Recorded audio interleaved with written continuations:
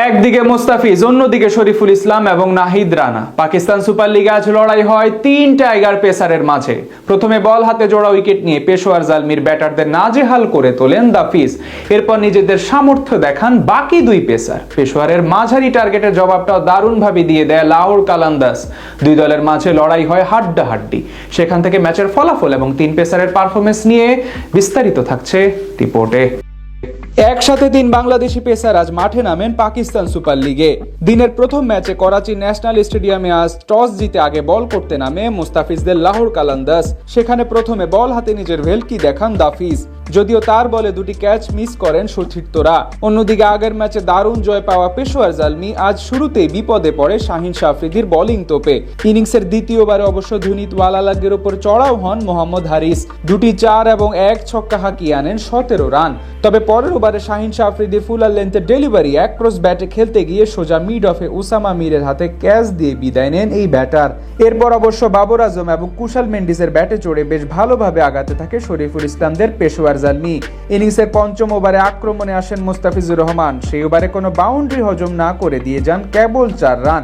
পাওয়ার প্লেতে পেশোয়ারের স্কোর বোর্ডে জমা পড়ে 1 উইকেটের বিনিময়ে 49 রান। সপ্তম ওভারে আবারও বল করতে আসেন মুস্তাফিজ। এবার দারুণ নৈপুণ্য দেখান বাম হাতে এই পেসার।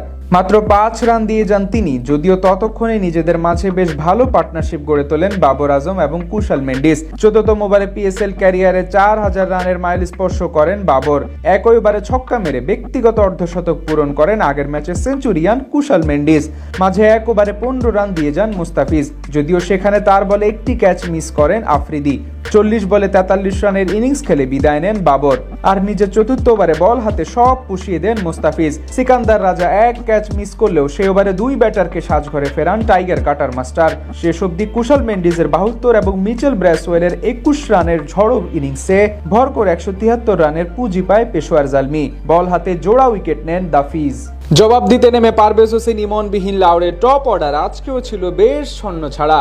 ইনিংসের দ্বিতীয়বারে বল করতে সেই দলকে ব্রেক থ্রু এনে দেন টাইগার পেসার শরীফুল ইসলাম। তার অফ স্টাম্পের বাইরে এক ক্রস ডেলিভারি উড়িয়ে মারতে গিয়ে মিড অন ফিল্ডারের হাতে ক্যাচ দিয়ে বিদায় নেন ওপেনার মোহাম্মদ নাইম। সেই ওভারে ওই উইকেটের সাথে মাত্র 6 রান দিয়ে যান শরীফুল। সেই ধাক্কা সামলে অবশ্য দারুণ ব্যাট চালাতে থাকেন ফকর জামান এবং আব্দুল্লাহ শফিক। পাওয়ার প্লেতে ধীরে ধীরে আগ্রাসী হতে থাকেন এই দুইজন। চতুর্থ ওভারে শরীফুলকে জোড়া বাউন্ডারি হাঁকান শফিক। তবে তাদের পার্টনারশিপ বেশি দূর যেতে দেননি আরেক বাংলাদেশি পেসার নাহিদ রানা।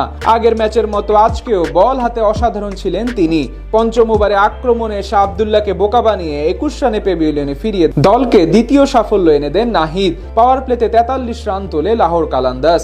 এদিকে দারুণ খেলতে থাকা ফকর জামানকে আউট করেন মিচেল ব্র্যাসওয়েল। তার কাছ থেকে আসে 19 বলে 21 রান। এরপরেই যেন উইকেট পড়ার মিছিল তৈরি হয় ফ্র্যাঞ্চাইজিটির মাঝে। একে একে ব্যর্থ হয়ে ফেরত যান হাসিবুল্লাহ খান এবং আসিফ আলী।